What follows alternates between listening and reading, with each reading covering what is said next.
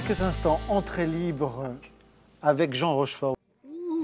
Bien sûr, on voulait évoquer avec lui sa passion pour les chevaux, puisque on sait qu'il est cavalier, un très bon cavalier, que ça a été un grand éleveur. Les autres thèmes, c'est bien sûr son cinéma, faire une sorte de parcours comme ça, les différents registres. Je voulais aborder avec lui quelque chose qui est très important dans son parcours, c'est le premier acteur à faire venir Pinter en France dans les années 60. C'est lui et Delphine Seyrig. Puis enfin, quelque chose qu'on sait un peu moins, c'est le travail sur la voix. Alors, non pas la sienne, même s'il a chanté, notamment dans des opérettes il y a très longtemps, et surtout sa passion pour le contre-ténor Philippe Jarouski. Vaut mieux que je ferme ou que... J'aime bien vos bretelles. Oui, bon, très bien. C'est bien vos bretelles. Moi, je préfère toujours vraiment l'acteur dans l'exercice de l'entretien, parce qu'il y a toujours d'autres choses qui se révèlent. Mais sinon, non, j'ai aucune préférence entre Jean qui rit et Jean qui pleure. Je l'adore dans Tandem ou dans les films de Patrice Lecomte, où avoir une dimension dramatique.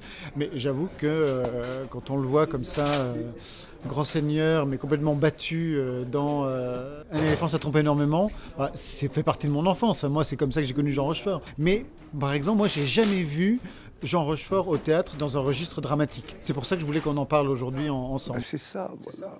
Oui, oh, quelle leçon. C'est tout le but de l'émission, justement. C'est pas de revenir sur ce que tout le monde sait, mais plutôt sur des aspects un peu plus méconnus qui ont été très, très déterminants dans son parcours. Par exemple, savoir comment ça s'est passé pour lui au conservatoire, très mal.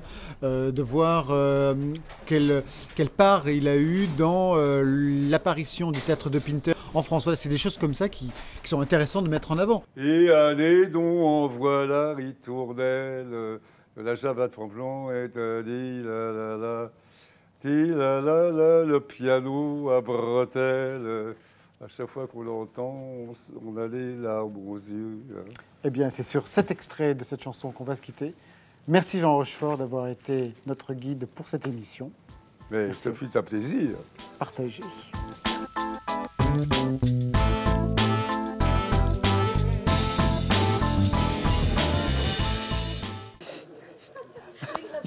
Non. J'adore ma star. Oh, il était ma star.